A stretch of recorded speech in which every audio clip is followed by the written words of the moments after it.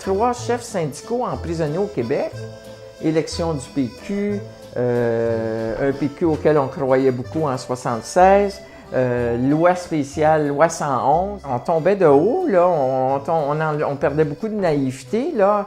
Plus j'ai cheminé à l'intérieur de la militance syndicale, c'est surtout là que j'ai milité, plus j'ai compris que nos batailles pour des conditions de travail étaient des batailles qui ne pouvaient avoir un aboutissement.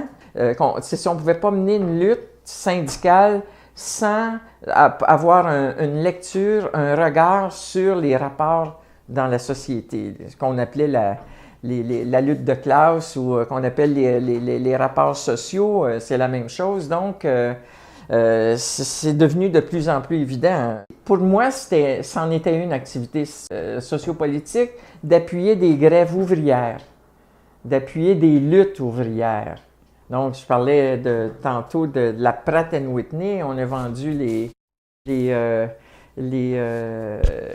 fleurs de lys en clous des travailleurs de la Pratt & Whitney. On a fait voter dans nos assemblées générales des montants d'argent pour appuyer des grèves, de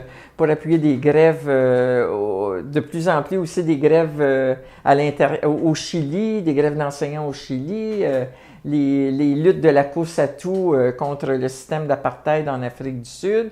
D'abord, plus proche de nous, le boycott des tomates puis de la laitue de la Californie en appui aux luttes de Chavez. Donc, des campagnes de boycottage. Les vins d'Afrique du Sud, les pommes d'Afrique du Sud. Donc, c'était un peu comme ça que ça s'est appuyé à des groupes de quartier, à des groupes communautaires, des petits dons d'argent. Mais à l'époque, c'était dur juste d'envoyer 200 ou 300 dollars à un syndicat à l'extérieur du pays. Il fallait travailler d'arrache-pied pour convaincre les membres.